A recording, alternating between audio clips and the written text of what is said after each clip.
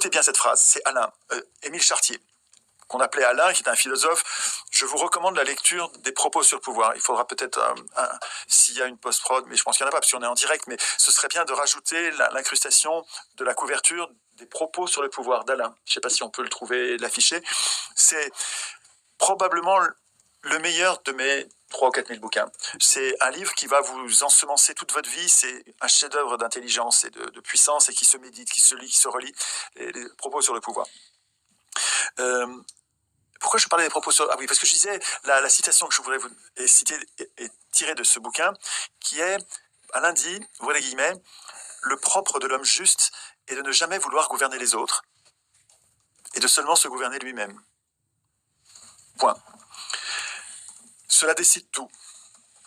Point. Autant dire que les pires gouverneront. Oui. Point. Alors, 3 phrases, ce gars-là arrive à formuler pourquoi on est gouverné par les pires. C'est parce que les gens bien ne sont pas candidats. Ils ne veulent pas du pouvoir. Ils ne veulent pas gouverner les autres. Et le tirage au sort, il va les prendre chez eux en disant « Tu veux pas le pouvoir ? C'est justement pour ça qu'on va te le donner. Et pas peur, on va pas te le donner pendant 5 ans, tous les jours. On va te le donner pendant 1 semaine ou pendant 1 mois. Au pire, pendant 1 an, ça va être au cas par cas, on va décider de la longueur des mandats. Mais ça va être des mandats courts. Et ça ne va pas arriver 2 fois de suite. Et on va t'aider.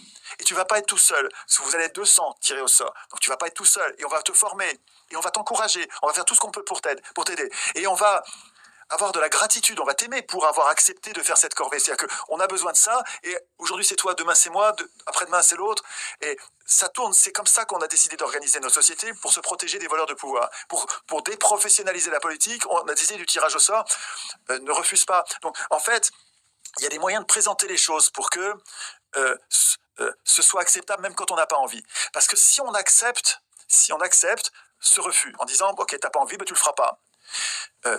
À force que tous les gens bien refusent, on va se retrouver avec les candidats au pouvoir. Et on va se retrouver avec ceux dont Platon disait il y a 2500 ans. Hein, Platon, vous avez compris que je le considère...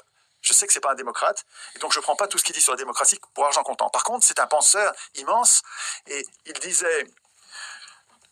Une phrase importante, il disait « Le pire fléau qui puisse arriver à une cité, le pire fléau qui puisse frapper une cité, c'est de donner le pouvoir à ceux qui le veulent. » Il y a 2500 ans qu'on sait ça.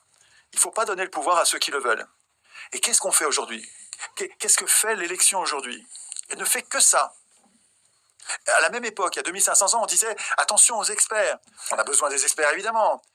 Les experts sur la monnaie à Athènes étaient très importants. Donc on écoutait très attentivement, avec le plus grand respect, les experts. Mais les experts sur la monnaie, aussi nécessaires, utiles, précieux même étaient-ils, n'avaient pas le pouvoir de décider. Ils n'avaient pas le droit de vote, traités comme des esclaves.